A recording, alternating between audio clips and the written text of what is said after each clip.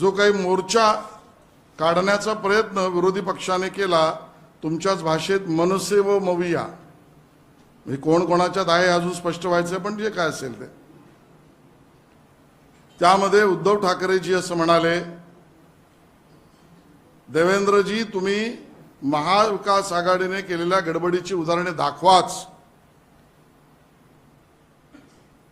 दूध का दूध पाणी का पाणी होऊ दे, हे विधान उद्धवजींचं. पुढे जाऊन ते म्हणाले, मतचोरी दिसेल तिथे लोकशाही मार्गाने फटकवा. मी चुकत नसेल तर हे विधान उद्धवजींचंच. राज ठाकरेजी यांनी ज्या भूमिका मांडल्या त्यामध्ये दुबार मतदारांना सरळ फोडून काढा, दुबार मतदारांना बडव बडव बडवा.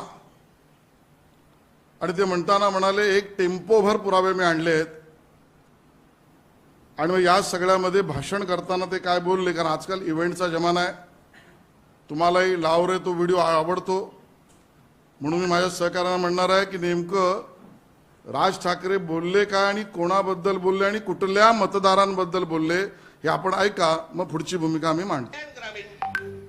डोंबिवली, मुरबाड आणि भिवंडी मधले मतदार आहेत. या इकडच्या मतदारांनी इथल्या मुंबईच्या मलबार हिल मतदारसंघामध्ये देखील मतदान केलेलं आहे. 4,500 मतदार हे या ठिकाणी राहणारे यांनी मलबार हिल मतदारसंघामध्ये मतदान केलेलं आहे. त्यातल्या अगदी नावाला म्हणून मी तुमच्यासाठी हे एवढे मतदार आहेत, हे एवढ्या लोकांनी हे तिथे राहत आहेत, तिथेही मतदान केलं आणि मलबार हिल मध्ये देखील मतदान केलं.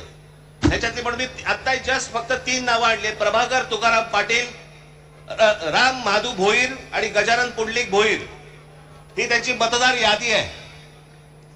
या मतदार यादीमध्ये त्यांनी त्या मतदारसंघांमध्ये देखील मतदान केलेलं आहे आणि मलबार हिल मतदारसंघामध्ये देखील मतदान केलेलं आहे. असे लाखो लोक आहेत महाराष्ट्रभर की जे या मतदानासाठी म्हणून वापरले गेले.